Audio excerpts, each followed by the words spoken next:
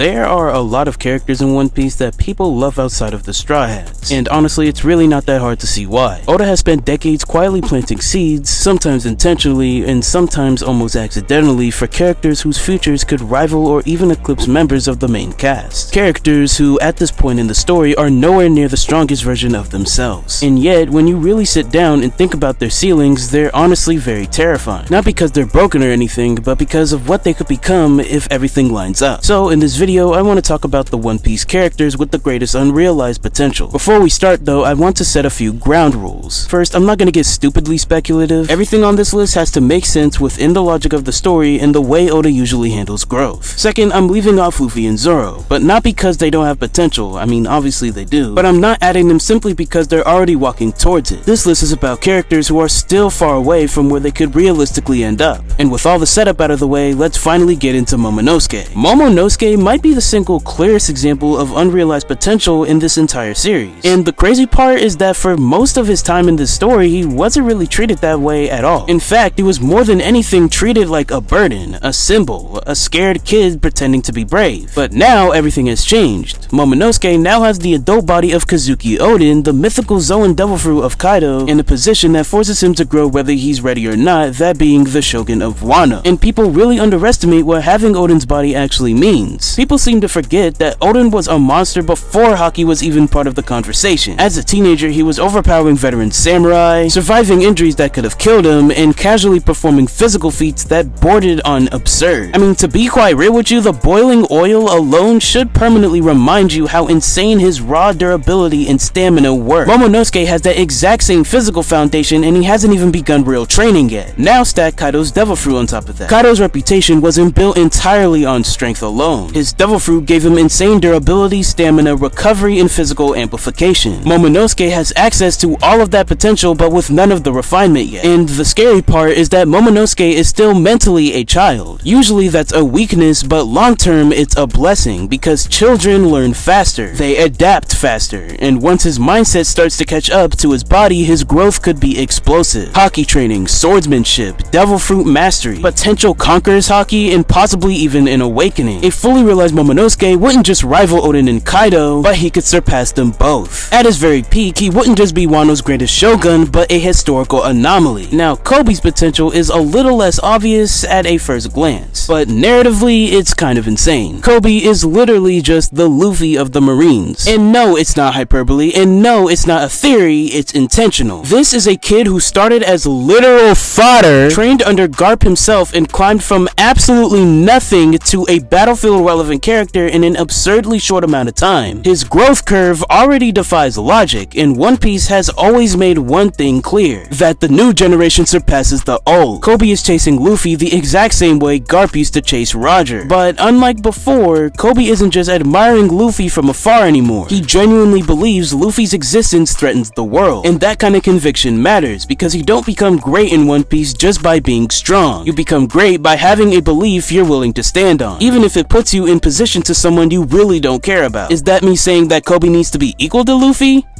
Well, no fucking shit, of course not. Luffy is gonna break the scale entirely, but Koby doesn't need to match him to still become terrifying. At the bare minimum, Koby surpasses Kuzan, and logically he surpasses Garp, but narratively he becomes one of the greatest Marines to ever exist. Now that kind of growth really sounds absurd until you remember that One Piece thrives on absurd growth, and Koby's story isn't even close to finish. Now S-Hawk might be the most absurd potential bomb in the entire series. He has Mihawk's genetics, Lunarian durability, a devil fruit that enhances swordsmanship. If Oda allows him to age naturally, mentally, and physically, S-Hawk could realistically become the next world's strongest swordsman after Zoro. And yes, that implies surpassing Mihawk. A fully realized S-Hawk wouldn't just be strong, he'd be oppressive. The kind of character who forces multiple top tiers to coordinate just to slow him down. He's artificial for now, but his ceiling is terrifyingly real. Now to move on to Bonney. Bonney's devil fruit is probably one of the most dangerous abilities Oda has ever introduced, because if it functions based on imaginations and future possibilities, her ceilings become outrageous, copying abilities and awakenings and potentially copying physical states tied to lineage. Even if she can't copy Haki, she's still top tier.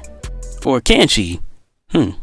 I never really thought about that. Bottom line is, she becomes absolutely game-changing. Her lineage alone makes her important. Her devil fruit makes her terrifying, and Bonney's potential depends entirely on how hard Oda chooses to nerf her. And that's not really a limitation most characters share. Alright, now let's talk about Ace for a little bit. Ace was already a world-class pirate at the age of 20. He had Conqueror's Haki, a Logia with insane offense output, and the blood of the Pirate King. If Ace lived, he'd grow alongside Luffy. He power creeps with the story, he awakens his fruit, he masters Haki. Ace literally would have surpassed Whitebeard. He would have rivaled Roger, and he would have stood near the very top of the verse. Now, Blackbeard's potential depends entirely on what happens next. If he somehow gains a third devil fruit, especially a Zoan, his ceiling explodes. If he ties into Emu or becomes the final villain, he surpasses Legends. And even without that, he's already one of the most dangerous characters in history. Blackbeard's potential is terrifying because it's unfinished, and unlike most characters, his growth isn't about discipline, it's about the opportunity. And opportunities always find him. Now let's talk about the wild cards. There are also characters whose ceilings are harder to define but still dangerous. Weevil potentially carries Whitebeard's raw power ceiling, Sai represents generational martial growth, Hajruden carries giant lineage and conquer potential. Now Frankie's ceiling isn't really physical, it's technological. But if he ever fully embraces Void Century technology, his power becomes absurd in a way that doesn't even fit traditional scaling. And that is the end of today's video. Let me know who you think has the greatest unrealized potential, who did I miss, and who do you think actually reaches their ceiling. If you enjoyed the video, drop a like, subscribe, and I'll see you in whatever I make next. Peace.